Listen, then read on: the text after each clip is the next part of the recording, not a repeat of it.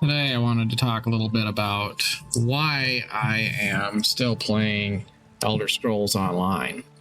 Because truth is, I tried a lot of different MMOs over a couple of years, and each one I left behind for different reasons. And ESO was kind of the last one on the list. And then one day I just decided, you know what, I'm gonna give it a try and see what this game experience is like. And I didn't really know what to expect, but I came to the realization, first of all, that ESO is part of an amazing heritage of world building. Ever since Elder Scrolls Arena launched in 1994, The Elder Scrolls has been a growing franchise, creating lore and developing a sense that Tamriel is a real place in the digital landscape of video game worlds. Now, there are other games that have amazing game worlds, don't get me wrong, but it seems like in a lot of games, the world is designed for the purpose of making a good game versus being a world which is imagined independently of the game, and then the game is a tool for bringing it to life. A few notable exceptions to that would be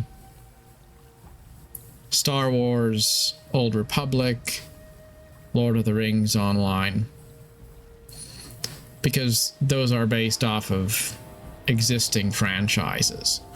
But those franchises like Star Wars or Star Trek Online or Lord of the Rings Online, again, they are based off of franchises which saw their strength in movies or in books. So the MMO is kind of like a total piggyback off of a pre-existing IP.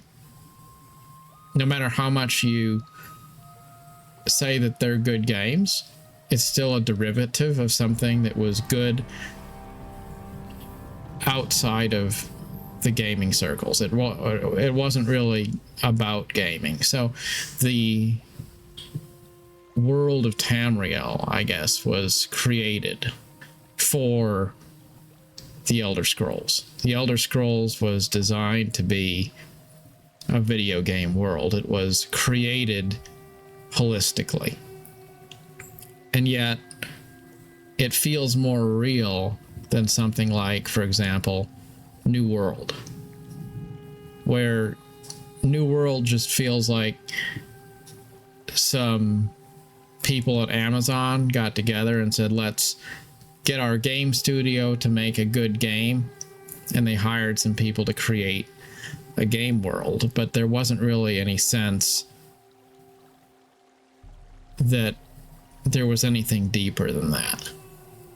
In the case of Elder Scrolls, you can't have 30 years of gaming history without having some pretty amazing lore, some pretty amazing work that has gone into the world building to make that possible and to keep it alive. So Elder Scrolls, first of all, just has an amazing depth to the world. It's the kind of a game world where you can get collectibles, you can get all sorts of little trinkets and things from the various Elder Scrolls games and fill your bookshelf or office with them. It's just something which is super cool to be able to say that you are part of. And that's not every single game out there. There's a lot of good games that feel like they're cool.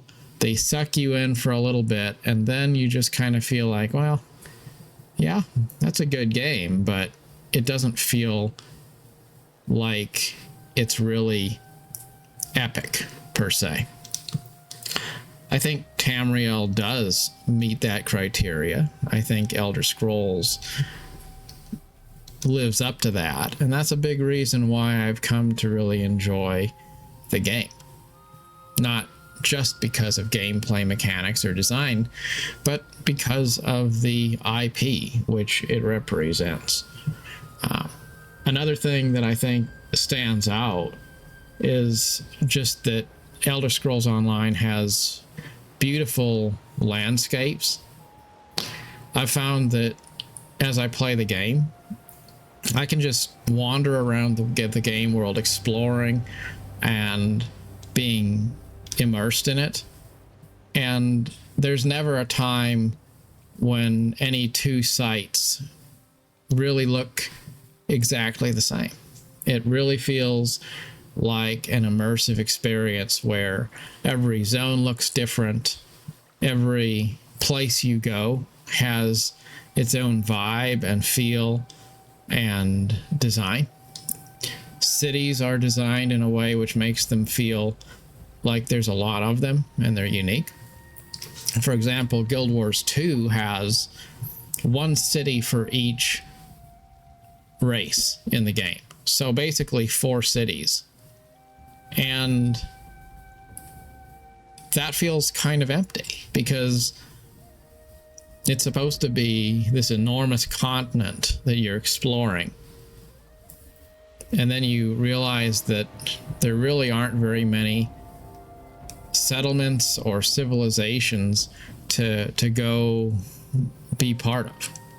Whereas in Elder Scrolls Online, every zone has at least one major city and maybe more than one town. So it feels more like you can go from place to place, and there's things to do and NPCs to see and places to visit along the way. The fact that you can lock pick a door and go into a lot of buildings, you can go into a tavern and just sit there and watch players going in and out. There's just a lot of activity that makes people travel to all of the different places within the game world. It makes them feel lived in, and that's something that means a lot to me, wanting to immerse in a world that feels authentic. Then there's the housing system. I think the housing system's pretty amazing in Elder Scrolls Online. There might be something more in depth if you went outside of the RPG space, but overall, Elder Scrolls Online probably has the best and most accessible player housing system out of all of the MMOs overall. There's a diversity of different assets. There's a lot of different things you can do. There's a vibrant community of people that do get themselves involved seriously in player housing. So even if you didn't want to really focus on the other parts of the game, you could just focus on collecting houses and decorating those, because there are people that do that. And that sort of thing kind of segues into another thing I think it's important about MMOs is you want to have a diversity of different kinds of content, whether that be PvP or combat or questing or player housing or sightseeing or player-driven economy, any number of different things, but you want to have a lot of different types of activities that players can do. Because when you have a diversity of different types of content that people can interact with, you're more likely to have a vibrant and balanced diversity of different types of players. Whereas if you have a game that's focused entirely on, say, PvP, you wind up having a certain type of toxic, competitive people. Or if you have, say, a cozy game, like maybe Palia, for example. That was an MMO that came out that kind of started off strong and then turned out to be more or less a lot of nothing, kind of. It tried to be a cozy game, but it didn't really offer anything new or substantial. So it felt like it rang hollow. ESO does a pretty good job of offering something for everyone. And maybe you could say that if you try to offer something for everyone, you wind up pleasing no one. And there is some truth to that, because For example, the combat in ESO is pretty stale. The level scaling tries to make the worlds accessible to everyone, but then sometimes that also can make the game feel a little bit too easy in the overworld. And those are just, I guess those are prices that you pay for having a balanced game, because you can't offer everything to everybody. That's just how it is. So I've kind of come to the realization that I'd rather have a game that works well as a casual experience than to have a game that's really, really good in a way, but also is really demanding of the player. The truth is, I like to be playing a game where I'm playing with other people, but that doesn't mean that I want to feel like I have to group up with other people in order to interact with the game. Generally speaking, I don't really want to interact with other players, not because I'm antisocial, but because I might want to get up and go do something else. I'm not necessarily going to want to jump into Discord and then be tied down for a long time. You know, maybe sometime I will. I'm not saying never. It's just the truth of the matter is, you want a game, generally speaking, you want a game that's going to fit well in with your existing life, not a game that's going to require you to make it your life. And if you have to do multiplayer content and play the game on other people's terms in order to have a good time, then quite often you might wind up just not playing, because you never are really going to be at that perfect moment when you want to jump in Discord and you want to make it a whole event that you're coordinating with other people. And that's something that I think ESO does well, being something that works out just fine for casual and solo players. It's designed to be a game where you could play the whole thing basically as a single player game, but you also have that benefit of being able to look around the game world and you see other players, they're doing things, you see lively marketplaces, you can trade with other players and all of that sort of thing. So you are connected to other people, but you don't have to be, and I think that that winds up being a pretty nice feature in the game. Another thing that stands out is the soundtrack. And I'll tell you, I'll listen to the soundtrack of Elder Scrolls Online and other Elder Scrolls games for hours, even if I wasn't playing the game. It's just that nice. And it doesn't seem like a really big deal, but it goes back to that world design I was talking about before. When something feels meaningful on a level that surpasses gameplay, to where if you just never played the game again in your life, you would still say that you're a fan of it, because there's more to it that made it feel special than just that it was a good game. That it has a sort of a, should we say, a cultural value. That's what makes a game amazing. Not that it's 100% the best game mechanics, but it's something that you feel a sense of inspiration from. You feel a sense of connection to it. It feels like it fits in well as a part of your everyday life. And if you can achieve that, then it winds up being a lot more practical to overlook some of the things which maybe aren't perfect about game design. One thing that I think ESO does really well in terms of game design is questing, because all of the quests are voice acted, and that's pretty cool. Now, that's not to say that a lot of them aren't boring to a point, but that's true of probably every MMO out there.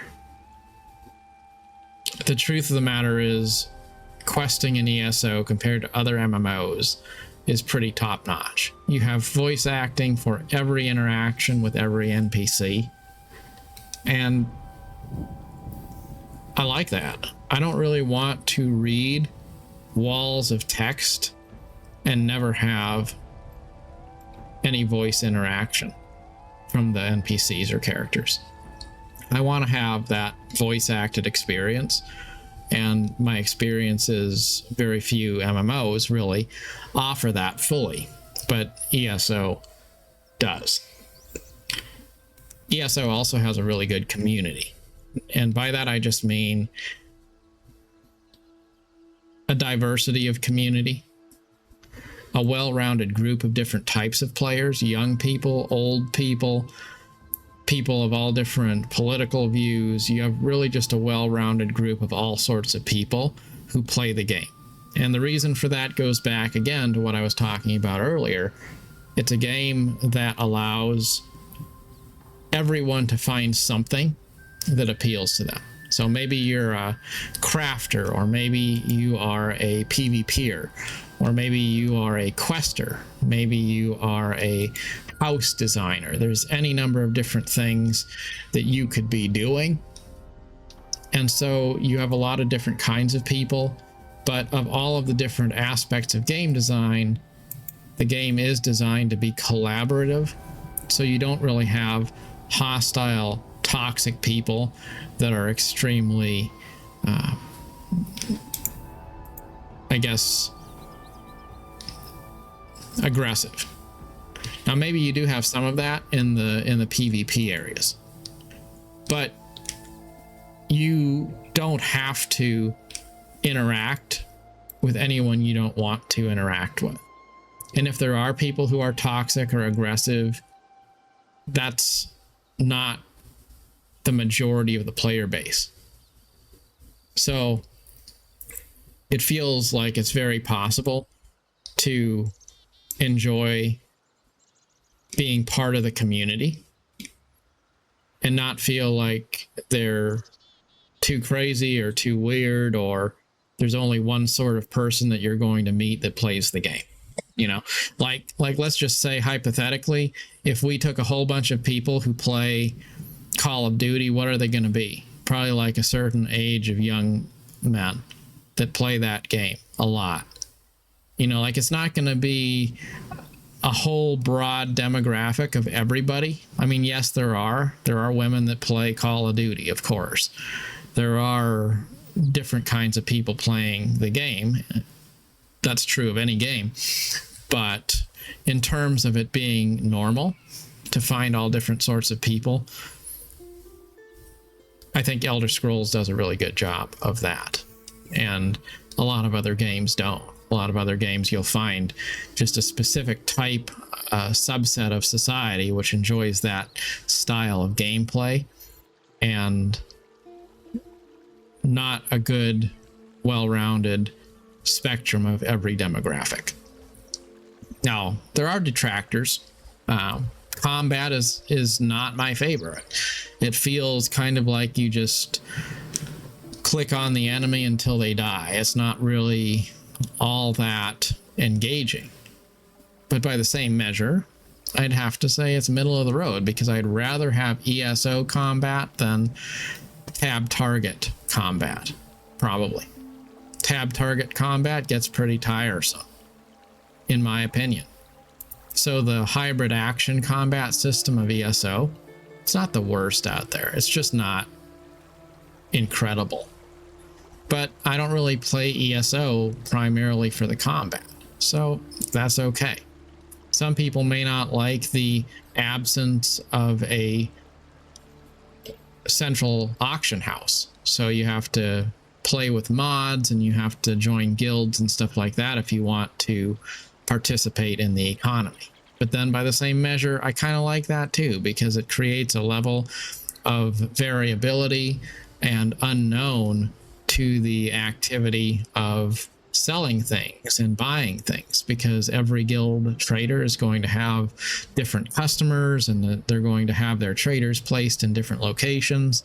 So there's just a lot of a sense of, you know, kind of randomness. You could go into a town and experience a guild trader and see what they have to offer, and it might be something totally random. And that sense of something that's a little more unique than just a central auction house, I kind of didn't like it at the beginning, but then I also kind of came to appreciate it on some level later on as I understood more about how to how to work with some of the mods that make trading easier and things like that in the game. And I do think it's cool that ESO allows mods and has a formal system to support them being part of the game. Definitely from the perspective of an MMO, I think it's pretty unprecedented for a MMO to support any kind of a modding community, just considering it's, you know, MMOs aren't really the first thing that come to mind when you think of gaming mods. Full loot PvP, I think, is pretty cool in other games. And I like it because it makes the economy more realistic. Because if you have things being destroyed, then that means there's demand to create more items. And so the economy feels more realistic in full loot PvP games, like, for example, EVE Online or perhaps Albion Online. And yet, the truth of the matter is, what I don't like about those full loot PvP games is that they wind up having surprisingly toxic players, people who are just playing like it's a gang violence simulator, running around in big groups, ganking players and killing people just to take their stuff. And yes, it's a game, but do you really want that to be the main way you interact with other people and with the game, to where you never feel like you can trust other players and everyone seems like they're out to get ahead by any means necessary? It sounds cool until you experience it, and then you start realizing it doesn't feel fun. It feels toxic, and that's where you start to think, well, you know, I don't know that that's the game I want to play. And ESO doesn't have as realistic of an economy because it doesn't have the same type of economic mechanics as a full loot PvP game. So you could say that's a detractor, but it does have a positive community, and I think that the good there outweighs the bad. So overall, a few other things that come to mind are just character design, things like the companion system, the small pet collectibles that you can have follow your character around. All of these things that you can chalk up to collectibles and customization. I enjoy those things, and I think that they add a lot of depth to the immersion of the game. When you look around, you see other player characters, and they all have their own unique style to them, to where everyone looks kind of different in the game. I think that's pretty cool. But all in all, really why I stick around and keep on playing ESO, it's because of something that's been on my mind for a while, and that is the importance of slowing down, simplifying, picking a few things that are simply good, and then sticking to those things. Because I think we hop around a lot. We go from one thing to the next, always looking for another game, thinking, well, is there going to be something else out there that's better? Is there something that I missed? Is there some experience that I could switch over to that's going to wind up being better than what I'm currently doing, that's going to offer something that those past experiences doesn't offer? Is there going to be something new?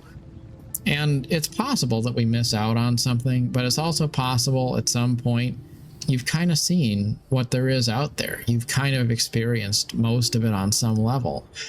And if you left behind some of those other titles, it's because they didn't quite scratch a certain itch anyway.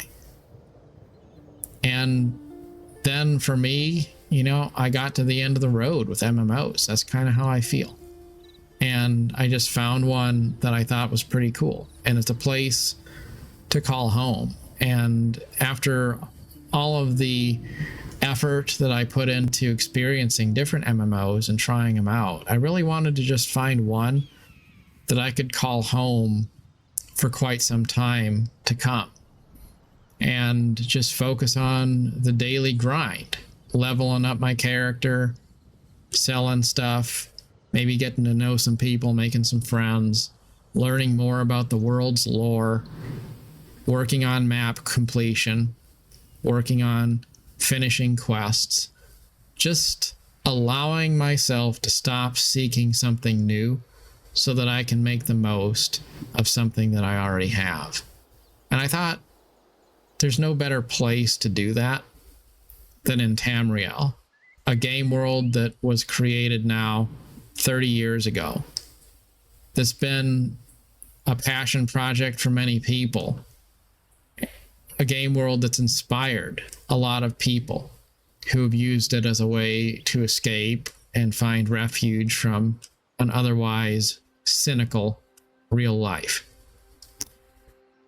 I think there's a lot to be said for not looking for something that's perfect and instead looking for something that's trustworthy and good. And I know there's people out there that'll say Elder Scrolls Online has an unfair monetization model, or they will say that the devs are tone deaf with players, etc., etc. And to that I would say, I hear these things about every game I know of. There are people who are critical of the devs, people who feel like the game has fallen short of what it could be, or people who have some beef about a mechanic they don't like, or a rebalance they don't like, or something else to that effect. But people are people. Devs are people. And no game is perfect. But does it need to be perfect? And I think the answer to that is no, it really doesn't. I was watching a video by a guy who was talking about how when he was younger, he played games that were simple and had bad game design. And he enjoyed them because he understood at that time they were just games. But now, today, we analyze all of the games we play. And we have this sense that they're supposed to live up to some sort of larger than life expectations. And if we don't feel like they do, then we want to move on. We want to find that next big, new, great game out there. Something that's going to check all of the boxes. And I'm reminded of how relationships work in real life. There are some times when you might find yourself in a painful, toxic, harmful relationship which doesn't respect you and does you harm. And if you find yourself in that situation, then it's totally possible that you might need to step away. You might need to get out of that situation. But there's also a point where you have to stop searching. You have to stop looking for the next new thing. Because if you're always looking beyond your current relationship, because you're hoping that maybe you could settle for something that would be a trade up, then you're going to miss the opportunity to spend time developing and growing something you love just because of the temptation to go looking for another pretty face. And it's important to remember that pretty faces can always turn your head, but things you love will last a lifetime. And so there is a point after you've looked around that it's time to stop looking and just enjoy the adventure you're already on. So wherever your adventure takes you, my challenge would be to enjoy the experience and don't let the perfect become the enemy of the good. Till next time, thanks for watching.